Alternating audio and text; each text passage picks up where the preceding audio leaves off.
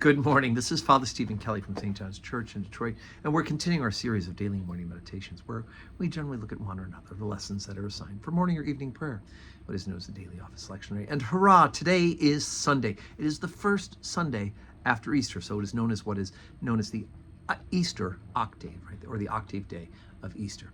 And so we will be gathering today together to worship, and I hope that you plan on joining us for all of the festivities, that is, worship at St. John's Church. Now, the lesson that we're going to read at Holy Communion service will actually be a continuation of the events of Easter Day. Even though it's a week later, we have not read now Jesus' appearance story on Sunday in the upper room. So it's important for us to realize that even though today's gospel lesson sounds like it's happening a week later, it's actually an event from that very same day. But let's take a look at the lesson that's assigned for morning prayer for this meditation from the Book of Wisdom, the second chapter, beginning at the 23rd verse. For man created man to be immortal and made him to be an image of his own eternity. Nevertheless, through the envy of the devil came death into the world, and they that do hold of his side do find it. But the souls of the righteous are in the hand of God, and there shall no torment touch them. In the sight of the unwise they seem to die, and their departure is taken for misery, and their going from us to be utter destruction, but they are in peace. For though they be punished in the sight of men, yet is their hope full of immortality. And having been a little chastised, they shall be greatly rewarded, for God proved them and found them worthy for himself. As gold in the furnace hath he tried them and received them as a burnt offering. And in the time of their visitation they shall shine and run to and fro like sparks among the stubble. They shall judge the nations and have dominion over the people, and their Lord shall reign forever.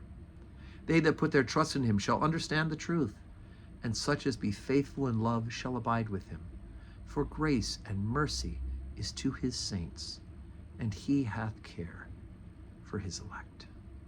Okay, so this is written hundreds of years before the birth of Jesus Christ. And yet they're recalling in the Book of Wisdom the story of how sin and death has entered into the world, that Adam and Eve ate from the fruit of the tree of the knowledge of good and evil, and sin has entered into the world because of the envy of the devil, right? That's why it says that's why death, physical death, right? The consequence of that disobedience is physical death. And yet, here we have this prediction, in fact, that the writer of the Book of Wisdom says that the souls of the righteous are in the hand of God, and there shall no torment touch them. And we know, of course, that this is accomplished in the cross and resurrection of Jesus Christ, which we are, of course, we are celebrating. So anyway, so I a whole lot to say about Easter. We've been saying it all week during these morning meditations, and we'll continue to talk about Easter throughout the next 32 days, right? It's 40 days is the Easter season. We're on the 8th day of it. But Easter is such a big, important, pivotal part of the theology of the church, that physical resurrection of Jesus Christ, that the one who is God himself, the second person of the Trinity, has conquered death. And even the writers, generations before, as the wisdom writer records for us, that God cares for the souls of the righteous, right? They're in the hand of God. And that by grace through faith in Jesus Christ, we are, in fact, saved.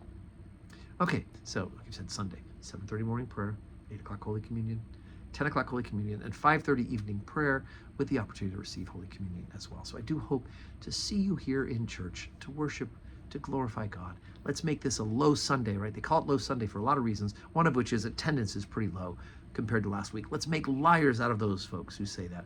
Let's all show up for church and bring friends with us and glorify God as he has bound us to do. And may your Sunday be a day that's full of blessings.